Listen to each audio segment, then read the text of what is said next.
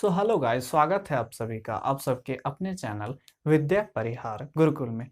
और आज हम क्लास 10th मैथमेटिक्स का थर्ड चैप्टर स्टार्ट कर रहे हैं, जिसका नाम है pair of linear equations in two variables. Pair of linear equations in two variables. तो आइए इस चैप्टर को पहले इंट्रोडक्शन से समझते हैं, उसके बाद हम इसके एक्सरसाइजेस को करेंगे। तो आइए स्टार्ट करते हैं हम अपना इस चैप्टर का इंट्रोडक्शन। जैसा कि यहाँ पे लिखा है लीनियर इक्वेशन, तो सबसे पहले समझते हैं लीनियर इक्वेशन होता क्या है। जैसा कि यहाँ पे लिखा हुआ है लीनियर इक्वेशन, तो सबसे पहले हम समझते हैं लीनियर इक्वेशन होता क्या है। जैसा कि अगर हम यहाँ पे लिख दें 2x plus 3 is equal to 7, 2x plus 3 is equal to 7, तो ये एक लीनियर इक्वेशन है। लेकिन यहाँ पे आप देखेंगे कि यहाँ पे एक ही वेरिएबल है, वो है x।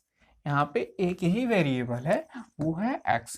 लेकिन यहाँ पे क्या लिखा है, linear equation in two variables. लेकिन यानी इसका मतलब दो वेरिएबल्स होना चाहिए। तो हम ले ले, मान लीजिए 2x plus 3y is equal to 10।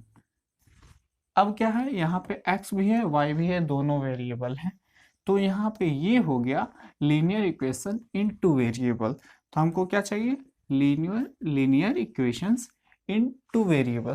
तो आइए हम इसको थोड़ा सा समझ लेते हैं कि इसको लीनियर इक्वेशंस क्यों बोला गया है। समझ लें तो हम इसको 10 नहीं 12 ले लेते हैं और अच्छे तरीके से सॉल्व हो जाएगा कि इसको लीनियर इक्वेशंस क्यों बोलते हैं। यहाँ पे एक तो इसका चैप्टर का नाम प्रूफ हो गया, लीनियर इक्वेशन इनटू वेरिएबल्स। तो इसको समझ लेते हैं कि इसको लीनियर इक्वेशंस क्यों कहा जाता है। तो इसके लिए हम सबसे पहले टेबल बनाएंगे, एक्स और वाई का टेबल। तो ये हो गया हमारा टेबल। यहाँ पे एक्स ले लेते हैं, यहाँ पे वाई ले लेते हैं। अगर हम यहाँ पे x को 0 मान लेते हैं, x को 0 ले लेते हैं, तो ये पोर्शन 0 हो जाएगा, ये पूरा 0 हो जाएगा। अब बचेगा क्या, क्या बचेगा, 3y इज इक्वल टू 12। यहाँ पे y इज इक्वल टू 4 हो जाएगा। तो यानी अगर हम x को 0 लेते हैं तो y इज इक्वल टू 4 हो गया। उसी तरह अगर हम मान लीजिए y को 0 ले लेते हैं, ये y है, ये 0 ले ले तो क्या हो गया, 2x इज इक्वल टू 12। यानी हम y को 0 लिए हैं तो x इज इक्वल टू कितना आ जाएगा, 6। यहाँ पे 2 इधर जाएगा, कैंसिल आउट कर देगा, तो x इज इक्वल टू 6 आ जाएगा। तो आइए हम इसको इस पे पुट अप करते हैं। तो ऐसा आपने कभी ग्राफ देखा होगा, x और y का ग्राफ होता है, इसका पेपर भी आता है। ये देख लीजिए, ये पेपर है इसका, जिसपे इसको सॉल्व किया जाता है। लेकिन हम बोर्ड पर सॉल्व कर रहे हैं, तो यहाँ पे देखिए ये x एक्सिस होता है, ये वाला x एक्सिस होता है, और ये वाला y एक्सिस होता है। ये वाला y एक्सिस, ये वाला y एक्सिस होता है, ये वाला x एक्सिस होता है। तो आइए हम इसको पुट अप करते हैं। सबसे पहला है x0 है, y4 है। x0 है, देखो देखिए क्या है, पहला वाला है x0 है, y4 है। दूसरा कोऑर्डिनेट क्या है, x जो है 6 है और y है वो 0 है। तो इन दोनों कोऑर्डिनेट को हम यहाँ पे फाइंड आउट करेंगे। सबसे पहला है x0, यानी ये वाला पॉइंट 0 होना चाहिए।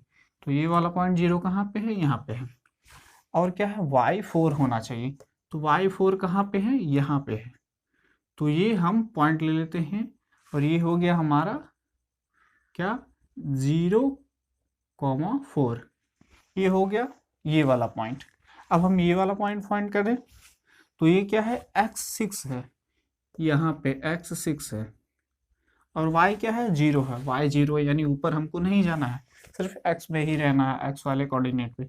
तो ये हो गया हमारा y कोऑर्डिनेट, यानी क्या हो गया, 6,0, ये वाला पॉइंट है। अब हम इन दोनों पॉइंट्स को मिला देंगे, तो ये बन गया एक लीनियर इक्वेशन, ये बन गया लीनियर लाइन। ठीक है, तो इसीलिए इसको बोला गया है लीनियर इक्वेशन, क्योंकि अगर इनके कोऑर्डिनेट को मैच करा दिया जाए, इसी तरह मैच करा दिया जाए, तो क्या मिलेगा हमको, एक सीधी लाइन मिलेगी, एक स्ट्रेट लाइन मिलेगी। इसीलिए इसको बोला गया है लीनियर। ठीक है, समझ में आ गया। तो इसलिए क्यों इसको लीनियर इक्वेशंस बोला गया है। तो आइए हम अपने चैप्टर्स के और आगे बढ़ते हैं। तो आपको समझ में आ गया कि लीनियर इक्वेशंस जो बोलते हैं इसको टू वेरिएबल्स बोला गया है, ठीक है। तो ये हो गया हमारा लीनियर इक्वेशंस इन टू वेरिएबल। लेकिन एक और पॉइंट लिखा हुआ है, आप देख सकते हैं, और वो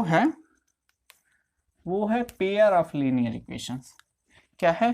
पेयर ऑफ लीनियर इक्वेशंस, यानी लीनियर इक्वेशंस तो होना चाहिए लेकिन उसका पेयर होना चाहिए। एक ही लीनियर इक्वेशंस नहीं होना चाहिए, तभी उसको सॉल्व किया जाएगा। फॉर एग्जांपल, अगर हमारे पास पहला वाला लीनियर इक्वेशंस है 2x + 3y = 12, ये है, तो एक और होना चाहिए लीनियर इक्वेशन, एक और होना चाहिए, तब उसका पेयर बनेगा। मान लीजिए हम ले लेते हैं x + y = 7, यानी अब क्या है, इन दोनों का पेयर है, pair of linear equation in two variable भी टू है, x है और y है। तो यहाँ पे टू वेरिएबल्स भी हो गए और लीनियर इक्वेशंस भी हो गए। तो ये हो गया चैप्टर का नाम। अब आपको ये चैप्टर समझ में आ गया होगा। यानी क्या होना चाहिए, हमारे पास लीनियर इक्वेशंस होना चाहिए कि इस फॉर्म में ax + by + c = 0 के फॉर्म में। अब यहाँ पे आप खोज रहे होंगे कि यहाँ पे c कहाँ पे है। तो यहाँ पे देखिए, यहाँ पे जो 7 है इसको हम इधर लेकर आएंगे, तो x + y - 7 = 0। तो ये इस फॉर्मेट में आ गया। यहाँ पे a = क्या है, क्या है, 1 है, b = क्या है, 1 है, c = क्या है, -7 है। अगर हम इसको इससे कंपेयर करेंगे तो ये हमारे पास वैल्यू आएगी। यहाँ पे 1 लिखते नहीं इसलिए इसके पास 1 है, b 1 भी नहीं लिखते हैं, यहाँ पे भी 1 है, और यहाँ पे जो c है वो -7 है। तो इस फॉर्मेट में हो गया। यानी हमारे पास लीनियर इक्वेशन होना चाहिए ax + by + c = 0 के फॉर्मेट में, और इसका पेयर होना चाहिए। इसका मतलब जो हमारे पास लीनियर इक्वेशन होगा वो होगा, मान लीजिए पहला वाला इक्वेशन होगा a1x + b1y + c1 = 0, एक हो गया। दूसरा भी होना चाहिए, यानी a2x + b2y + c2 = 0, ये हो गया पेयर। यहाँ पे क्या है, दो लीनियर इक्वेशंस हैं, इनमें दो वेरिएबल्स पे हैं। तो ये हो गया फुलफिल हमारा जो टॉपिक कह रहा था। अब आइए इसके डेफिनेशन को भी जान लेते हैं। तो हमारा जो डेफिनेशन है वो कहता है, equation which can be put in the form of ax + by + c = 0। तो हमारे पास जो इक्वेशंस है वो इस फॉर्म में है, ax + by + c = 0, इस फॉर्मेट में है। तो ये पहली वाली तो लाइन प्रूफ हो गई। अगला क्या है, where a b and c are real numbers. a b and c are real number, ये रियल नंबर्स होना चाहिए, ये भी फुलफिल है। And a and b is not equal to 0, a और b उनमें से कोई भी 0 नहीं होना चाहिए। तो ये इसका, यानी इसका मतलब क्या हुआ, जैसे मान लीजिए यहाँ पे a को हम 0 कर देते हैं, मान लीजिए ये वाला हमारा वो है, और हम इसको a को 0 कर देते हैं और b को 2 कर देते हैं, यानी कुछ इस तरह बनेगा 2y + 3 = मान लीजिए 7 है। तो यहाँ पे अगर हम किसी a या b में से किसी एक को अगर 0 करते हैं तो हमारा 1 वेरिएबल हो जाएगा।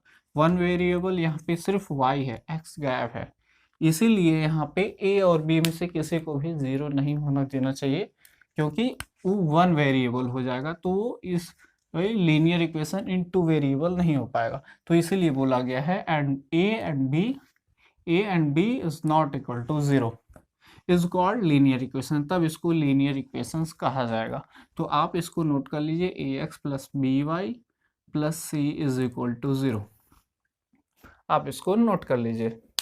तो अब हम इन इक्वेशंस को सॉल्व करना सीखते हैं। तो इनको सॉल्व करने के लिए हमारे पास दो मेथड होगा। पहला मेथड होगा वो है ग्राफिकल मेथड, और दूसरा होगा अलजेब्रिक मेथड। पहले हम ग्राफिकल मेथड को समझते हैं। तो मेथड, हमारा जो टॉपिक होगा वो है मेथड टू सॉल्व इक्वेशंस। ये हमारा इक्वेशंस को सॉल्व करने के लिए हमारे पास मेथड होगा। कौन कौन से मेथड है, पहला है ग्राफिकल मेथड। तो हम सबसे पहले ग्राफिकल मेथड को समझते हैं। तो हमारे पास ग्राफिकल,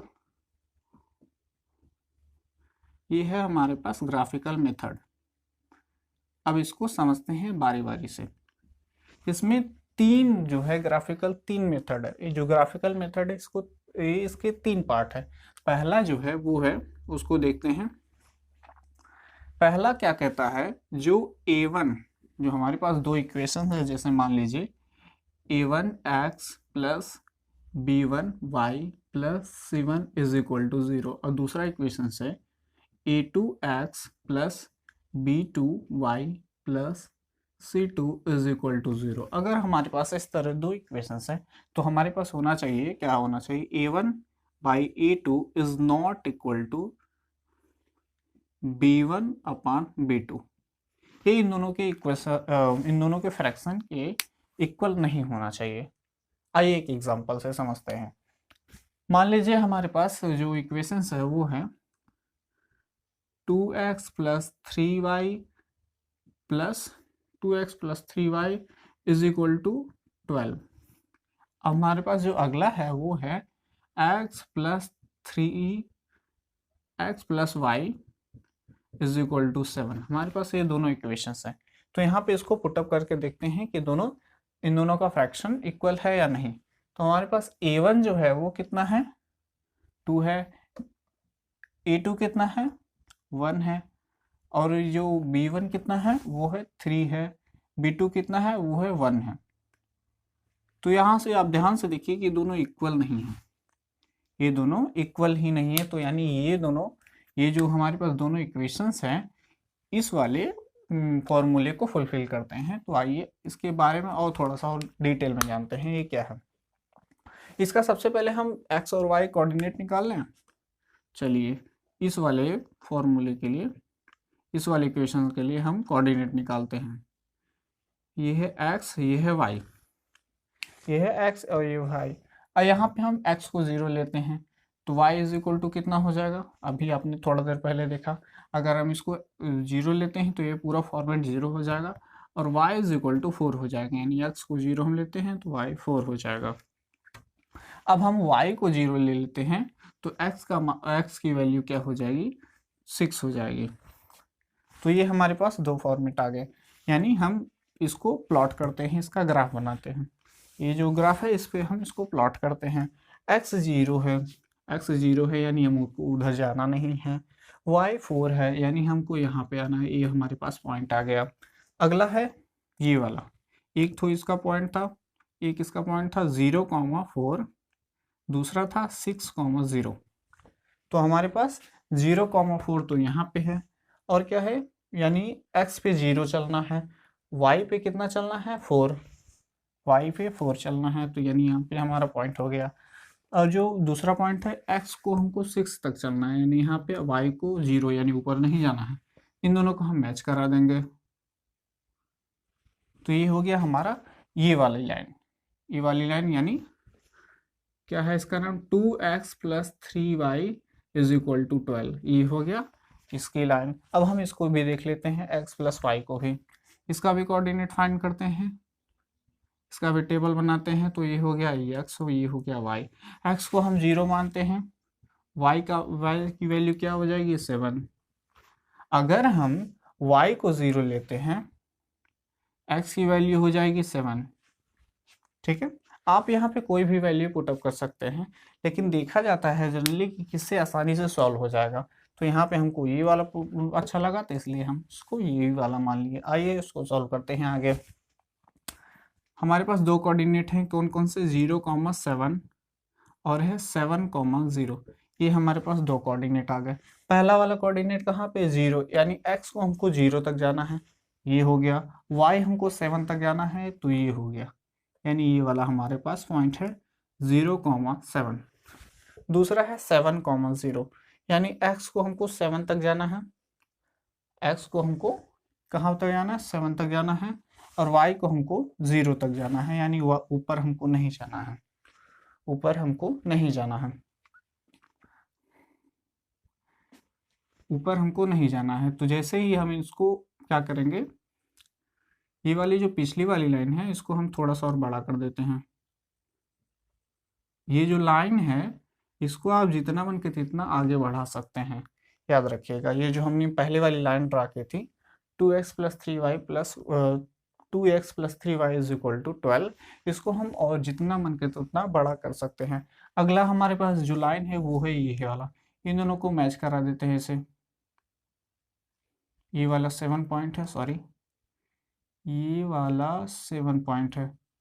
तो आगे आप देखेंगे कि ये दोनों लाइन आपस में एक पॉइंट पर क्रॉस कर रही हैं, एक दूसरे को इंटरसेक्ट कर रही हैं। ये दोनों लाइन, ये वाली लाइन का क्या नाम है, x plus y is equal to 7, और ये वाली जो लाइन है इसको हम यहाँ पे लिख लेते हैं, कंफ्यूजन मत होइएगा। ये वाली लाइन इसका नाम है 2x plus 3y is equal to 12। ये दोनों लाइन एक दूसरे को इंटरसेक्ट कर रही हैं। तो यानी इससे हमारे पास जो पहला पॉइंट आ गया वो ये है, क्या है कि हमको इंटरसेक्टिंग लाइन मिलेंगी, इंटरसेक्टिंग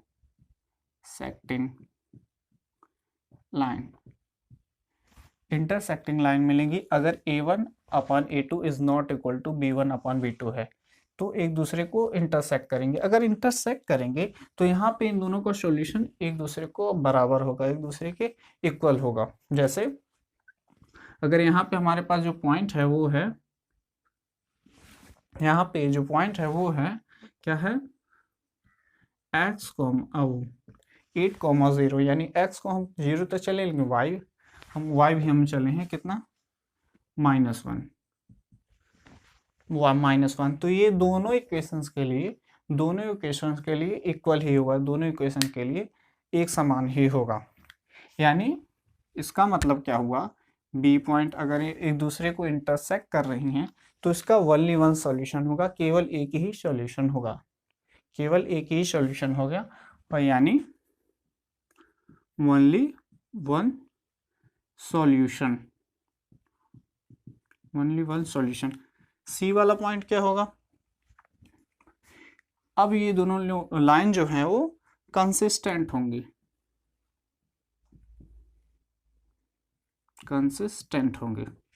तो ये आ गया हमारे पास तीनों पॉइंट। अगर a1 upon a2 is not equal to b1 upon b2 है तो पहला क्या होगा, इंटरसेक्टिंग होगा, आपने देख लिया। ओनली वन सॉल्यूशन होगा, एक ही पॉइंट पर इंटरसेक्ट कर रही है, यानी उसका एक ही सॉल्यूशन होगा। कंसिस्टेंट होंगे, ये दोनों लाइन कंसिस्टेंट होंगे। तो उम्मीद करते हैं कि आपको ये वाला समझ में आ गया होगा, a1 upon a2 is not equal to b1 upon b2 हो। तो आइए अगला वाला देखते हैं। तो अब हम अगला मेथड देखते हैं। अगर मान लीजिए हमारे पास दो इक्वेशंस हो, a1x plus b1y plus c1 is equal to 0 और a2x plus b2y plus c2 is equal to 0, ये हमारे पास दो इक्वेशंस हैं। तो हमारे पास अगला जो होगा वो मान लीजिए ये वाला है, यानी a1 upon a2 is equal to है b1 upon b2 is equal to c1 upon c2। अगर ये तीनों आपस में इक्वल है, तीनों फ्रैक्शंस आपस में इक्वल हैं, तो किस टाइप का हमारे पास जो लाइन हमको गेन होगा, तो इसको भी देखते हैं। मान लीजिए हमारे पास जो इक्वेशंस है वो है 2x plus 3y is equal to 12, और हमारे पास जो दूसरा इक्वेशंस है वो है मान लीजिए 4x plus 6y is equal to 24। ये हमारे पास दो इक्वेशंस हैं, तो इनको चेक कर लेते हैं कि ये दोनों इस वाले फ्रैक्शन को फुलफिल करते हैं कि नहीं। आइए चेक करते हैं।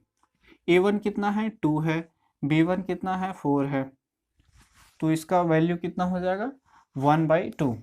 चलिए, यानी और देखते हैं 3/6 इज इक्वल टू 12/24। तो यहाँ पे आप देखेंगे कि तीनों आपस में इक्वल हैं।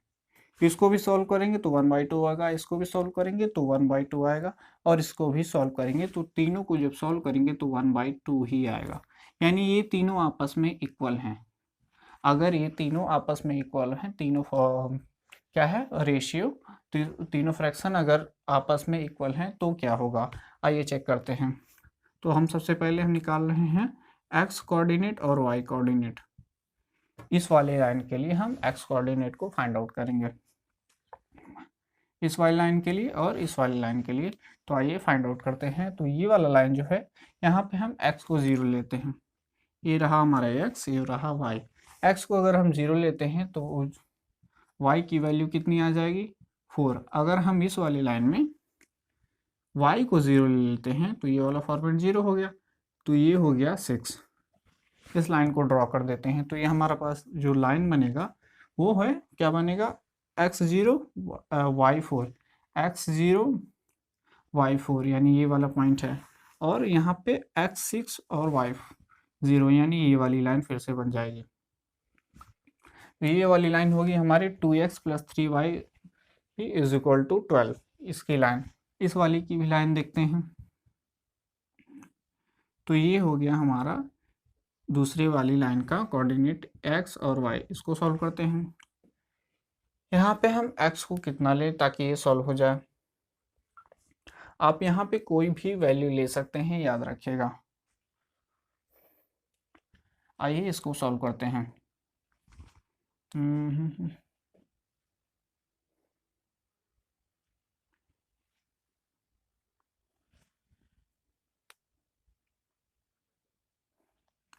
तो आइए हम इसको सॉल्व करते हैं। यहाँ पे हम पहली वाली लाइन में क्या लेते हैं, मान लीजिए हम y = 2 ले लेते हैं। यहाँ पे हम y = 2 ले लेते हैं। आप कोई भी वैल्यू ले सकते हैं, चेक कर लीजिएगा, देख लीजिएगा। y = हम 2 ले लेते हैं तो x की वैल्यू क्या हो जाएगी, तो x की वैल्यू क्या हो जाएगी, सॉल्व करते हैं। तो ये हमारा, इसको लिखिएगा मत, क्या है, 4x + 2 लिया तो ये हो गया 12 = 24। तो यहाँ से हो गया 4x = ये 12 उधर जाएगा तो सब्ट्रैक्ट होगा 12, यानी x = कितना आ जाएगा, 3। यानी y को अगर हम 2 लिए हैं तो x कितना आना चाहिए, 3। y को अगर हम 2 लिए हैं तो x कितना आ रहा है, 3। अगला हम देखते हैं, एक और पॉइंट हमको लेना है क्योंकि लाइन खींचने के लिए 2 पॉइंट्स होना चाहिए। अगला हम लेते हैं, मान लीजिए हम x को 0 कर देते हैं, x को 0 कर देते हैं तो कितना आंसर आ जाएगा, कितनी वैल्यू आएगी। x को अगर हम 0 लेते हैं तो y की वैल्यू 6 2 = 12, 6 3 = 18, 6 4 = 24 यानी 4 आ जाएगा। तो आइए हम इनकी ग्राफ को ड्रॉ करते हैं। तो हमारे पास जो ग्राफ है उसका है, तो हमारे पास क्या है, अगला पॉइंट जो है x3, यानी हमारे पास x3, x को हमको 3 तक जाना है और y को हमको 2 तक जाना है, यानी हमारे पास कुछ यहाँ पे पॉइंट आएगा। तो ये आ गया हमारा x3,2 का 3,2 का ग्राफ। अगला पॉइंट है 0,4, 0,4 यहाँ पे है, यानी अगर इन दोनों को मैच करा देंगे तो ये जो दोनों लाइन होगी वो जस्ट एक दूसरे के ऊपर ही होंगी, जस्ट एक दूसरे के ऊपर ही होंगे। यानी इससे हमको क्या पता चलता है, ये वाला पॉइंट, कि जो दोनों लाइन होगी वो कोइंसिडेंट होगी, कोइंसिडेंट होंगी, यानी एक दूसरे के जस्ट ऊपर ही होंगी। ये दोनों लाइन एक दूसरे के जस्ट ऊपर ही होंगी यदि क्या होगा, इफ a1/a2 = b1/b2 = c1/c2 है, यानी ये दोनों लाइन जस्ट एक दूसरे के ऊपर ही होंगी। तो दूसरा पॉइंट क्या होगा, बी वाला पॉइंट होगा। इन दोनों का बहुत सारे सॉल्यूशन होंगे। एक लाइन पर इनफाइनाइट पॉइंट्स होते हैं और यहाँ पे जितने भी पॉइंट्स होंगे वो इसके लिए भी सॉल्यूशन वही होंगे, इसके लिए भी सॉल्यूशन वही होंगे। यानी हमने जो छोटा वाला ड्रॉ किया है वो क्या है, छोटा वाला जो ड्रॉ किया है, यानी 4x + 6y = 24, और जो बड़ा वाला लाइन हमने ड्रॉ किया है 2x + 3y = 12, इन दोनों के लिए इस पॉइंट पर क्या होगा, सॉल्यूशन सेम ही होगा। और इतनी दूर के लिए बहुत सारे पॉइंट्स हैं, यानी इन दोनों के मेनी सॉल्यूशन होंगे, बहुत सारे सॉल्यूशन होंगे, इनफाइनाइट सॉल्यूशन होंगे, मेनी सॉल्यूशन होंगे। और इसका जो सी पॉइंट होगा वो होगा कंसिस्टेंट, ये जो दोनों लाइन होगी कंसिस्टेंट होंगी। तो अब हमारे पास जो अगला है वो है, क्या कहता है, a1/a2 = b1/b2 is not equal to c1/c2, यानी इन दोनों ये दोनों आपस में इक्वल होना चाहिए, तीसरा वाला इक्वल नहीं होना चाहिए। फॉर एग्जाम्पल से हम समझते हैं, तो ये हमारे पास जो एग्जाम्पल है वो है x plus y plus plus ले लें, माइनस ले लेते हैं, -2 इज इक्वल टू 0। -2 आप इसको इस फॉर्मेट में भी लिख सकते हैं, एस इस फॉर्मेट में भी लिख सकते हैं, इस वाले फॉर्मेट में भी आप लिख सकते हैं। इसको हम इधर लेते आते हैं, मान लीजिए हम x प्लस वाई प्लस 2 ले लेते हैं, सॉल्व करने में आसानी होगी। हमारे पास पहला वाला जो इक्वेशन है ये है, और दूसरा इक्वेशन मान लीजिए ये है 4x plus 4y plus 12 is equal to 0। ये हमारे पास दो इक्वेशन हैं, तो इनको जब हम इस पर पुटअप करेंगे तो यानी हम देखेंगे 1/4, a1 कितना है 1 है, b1 a1 कितना है 1 है, और a2 कितना है 4 है, इज इक्वल टू b1 कितना है 1 है, b2 कितना है 4 है। ये दोनों आपस में इक्वल हैं, लेकिन यहाँ पे देखिएगा ये वाला तीसरा वाला इक्वल नहीं है, 2/14 है, इसको जब 2/12 है, इसको 2/12 लिखेंगे तो यानी ये वाला 1/6 हो जाएगा। तो ये वाला इक्वेशन इक्वल नहीं है, और इक्वल नहीं है तो इसका जो फॉर्मेट क्या होगा, ये दोनों लाइंस का, वो क्या होगा, आइए देखते हैं। इसको हम सबसे पहले सॉल्व करते हैं, इसको हम सबसे पहले सॉल्व करते हैं। तो यहाँ पे जो x और y कोऑर्डिनेट हमको फाइंड करना होगा, x और y हमको फाइंड आउट करना होगा। x मान लीजिए 0 है, ये x है, और y है। x मान लीजिए इस वाले इक्वेशन के लिए x जो है मान लीजिए 0 है, तो y कितना हो जाएगा, -2। x 0 है तो y -2 हो जाएगा। यहाँ पे y को अगर हम 0 कर देते हैं तो x हो जाएगा -2। y को अगर हम 0 कर दिए तो -2 उधर जाएगा तो -2 हो गया। अगला फॉर्मेट देखते हैं दूसरी वाली लाइन के लिए। तो सबसे पहले हम इसको ड्रॉ कर लेते हैं, ये वाली लाइन को। x क्या होना चाहिए 0, और y कितना होना चाहिए -2। x 0 होना चाहिए, y -2, यानी यहाँ पे पॉइंट है। दूसरा क्या है, x -2 होना चाहिए, x -2 यहाँ पे है, और y 0 होना चाहिए, यानी ऊपर हमको नहीं जाना है, यानी ये दोनों लाइन हमारे पास मिलेंगी। इसको हम और आगे बढ़ा देते हैं, सॉल्व करने में आसानी हो जाएगी। तो ये हमारे पास इक्वेशन, इस वाली इक्वेशन की लाइन आ गई, x plus y plus 2 is equal to 0 की लाइन आ गई। अगर हम इसको देखते हैं, ये वाली लाइन, इस वाली लाइन को देखते हैं, ये x है और y है। x को हम 0 ले लें, सॉल्व करते हैं। x को हम 0 ले लेते हैं तो y कितना होगा, x हमने 0 ले लिया तो ये -12 उधर जाएगा, इसको सॉल्व कर लीजिएगा। तो ये हो गया -3, ये होगा -3 वाला पूरा फॉर्मेट 0 हो जाएगा। -12 को उधर ले जाएंगे, ये +12 को उधर ले जाएंगे तो -12 हो जाएगा, और इसको सॉल्व करेंगे तो माइनस में आएगा 3। अगर हम y को 0 ले लेते हैं, y को 0 ले लिए तो ये वाला फॉर्मेट 0 हो गया, यानी यहाँ से ये -12 इधर जाएगा तो -12 हो जाएगा, यानी -3। अब इन दोनों को मैच कराते हैं। इसके लिए लाइन हम खींचेंगे तो ये x 0, x हमको उधर नहीं जाना है, y -3 तक, यानी ये वाला पॉइंट है। x 0 यानी हमको उधर नहीं जाना है, y को -3 तक, -3 यहाँ पे है, ठीक है। अगला है कोऑर्डिनेट, x जो है -3 तक जाना है, x -3 यहाँ पे है, x -3 यहाँ पे है, और y हमको नहीं जाना, यानी ऊपर हमको नहीं जाना, और इन दोनों पॉइंट्स को मैच करा देंगे। इन दोनों पॉइंट्स को अगर आप मैच करा देंगे, यानी स्केल से बनाएंगे, तो ये हमारे पास जो लाइन होगी 4x plus 4y plus 12 is equal to 0, ये दोनों लाइन हमको मिलेंगे। यानी आप देखेंगे कि ये दोनों लाइन आपस में कहीं भी आप इंटरसेक्ट नहीं कर रहे हैं, ये दोनों लाइन आपस में पैरेलल हैं, ये दोनों लाइन आपस में पैरेलल हैं। यानी हमारे पास जो पॉइंट आ गया वो है, अगर a1/a2 is equal to b1/b2 is not equal to c1/c2 है, तो ये जो लाइन दोनों बनेंगी वो क्या होंगी, आपस में पैरेलल होंगी।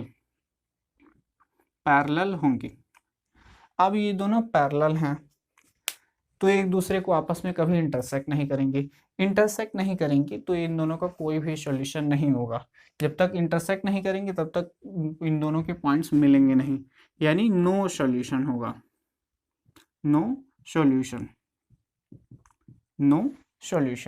यानी इन दोनों के कोई भी सॉल्यूशन नहीं होंगे। और ये जो दोनों आपस में इंटरसेक्ट नहीं करेंगे, इनका कोई सॉल्यूशन नहीं होगा। तो ये जो तीसरा होगा वो क्या होगा, इनकंसिस्टेंट लाइन होगी,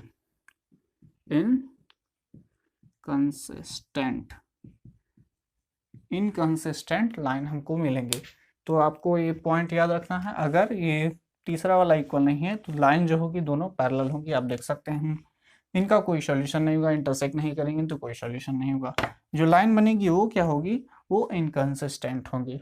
तो आइए, हमने देख लिया ये तीनों थे ग्राफिकल मेथड, ये तीनों थे ग्राफिकल मेथड। अब हम इसकी अलजेब्रिक मेथड को भी समझ लेते हैं।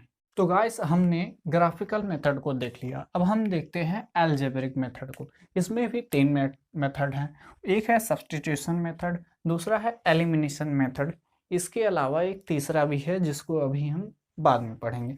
पहले हम इसको पढ़ लेते हैं, इन दोनों मेथड को। हाँ, तो नाम से ही पता चलता है कि इसमें से एक में से दूसरे को क्या किया जाएगा, सब्स्टिट्यूट किया जाएगा। तो आइए इसको समझते हैं कि ये क्या है। एक एग्जांपल से समझते हैं। हमारे पास जो एग्जांपल है वो है, मान लीजिए चलिए x plus y is equal to 5। दूसरा जो हमारे पास एग्जांपल है वो मान लीजिए 2x plus 3y is equal to कितना ले लें, 10 ले लेते हैं। ये हमारे पास दो एग्जांपल हैं, इन दोनों को हमको सॉल्व करना है सब्स्टिट्यूशन मेथड से, सब्स्टिट्यूशन मेथड को से। तो हमको क्या करना है, ये वाला इसको हम इक्वेशन नंबर फर्स्ट मान लेते हैं, इक्वेशन नंबर सेकंड मान लेते हैं। तो अब आइए हम इसको सॉल्व करते हैं। यहाँ से आपको क्या करना है, किसी दूसरे इक्वेशन में से ये एक्स या वाई का वैल्यू फाइंड करके दूसरे वाले में पुटअप कर देना है, इसका आंसर आ जाएगा। तो आइए देखते हैं कैसे। यहाँ पे हम क्या कर सकते हैं, x इज इक्वल टू, ये वाले लाइन देखिए, पहला वाला equation, x is equal to 5 minus 5 लिख सकते हैं। y को हमने इधर भेज दिया और ये x की वैल्यू हमारे पास आ गई। इसको हम तीसरा इक्वेशन, थर्ड इक्वेशन बोल देते हैं। थर्ड इक्वेशन हो गया। तो यहाँ से हमको x की वैल्यू फाइंड हो गई। x की वैल्यू को हम इसमें पुटअप कर सकते हैं, x वाले में हम दूसरे वाले लाइन में पुटअप कर सकते हैं। तो x की वैल्यू हम दूसरे वाले में पुटअप करते हैं तो क्या हो जाएगा, 2x की जगह पे हम क्या लिख सकते हैं, 5 माइनस वाई, x की वैल्यू हमने पुटअप कर दिया, plus 3y is equal to 10, plus 3y is equal to 10। आइए सॉल्व करते हैं। तो ये हमारे पास ये हो गया 10 minus 2y plus 3y is equal to 10। 10 इधर जाएगा, 10 जैसे ही इधर जाएगा तो क्या हो जाएगा, और 10 10 0 हो जाएगा, ये 10 0 हो जाएगा। देखते हैं यहाँ पे इसको सॉल्व करेगा, y होगा 0 हो जाएगा, यानी y की वैल्यू हमको मिल गई 0, y की वैल्यू हमको 0 मिल गई। अब y की वैल्यू इसमें हम पुटअप कर देते हैं, इसमें पुटअप कर देते हैं, x की वैल्यू आ जाएगी, y की वैल्यू हम थर्ड इक्वेशन में पुटअप कर देते हैं। तो x is equal to 5 minus y था, 5 माइनस वाई था, यहाँ पे y को 0 रखते हैं तो x इज इक्वल टू 5 आ गया। यानी हमारे पास y is equal to 0, x is equal to 5। इस तरह हम इस वाले मेथड से इक्वेशंस की वैल्यू को फाइंड कर सकते हैं, यानी x और y की वैल्यू को फाइंड कर सकते हैं। इसमें क्या करेंगे, हम कोई दो इक्वेशंस होगा उसमें से किसी एक में से x की वैल्यू निकालेंगे, जैसे हमने निकाला है, y को इधर भेज दिया तो ये x is equal to 5 minus y हो गया, और इस x की वैल्यू को हम दूसरे वाले इक्वेशन में पुटअप कर दिए तो यहाँ से y इज इक्वल टू 0 मिल गया। अब यहाँ से y इज इक्वल टू 0 मिल गया तो हम इसकी वैल्यू, y की वैल्यू हमने इसमें रख दिया, तो यहाँ से हमको x is equal to x is equal to 5 find हो गया। अब हमारे पास जो दूसरा मेथड है वो है एलिमिनेशन मेथड, यानी उसमें से किसी एक को एलिमिनेट कर देना है। कैसे, आइए समझते हैं। लीजिए 2x plus 3y is equal to 12, 2x plus 3y is equal to 12। हमारे पास दूसरा इक्वेशन है वो ले लेते हैं हम, मान लीजिए वो हमारे पास है, मान लीजिए फर्स्ट इक्वेशन है, दूसरा इक्वेशन है, इसको 3 ले लेते हैं, 3x plus y is equal to 10 ले लेते हैं। तो ये हमारे पास दूसरा इक्वेशन है। हमारे पास दो इक्वेशन हो गई, अब इसको सॉल्व करना है। कैसे सॉल्व करेंगे, आइए देखते हैं।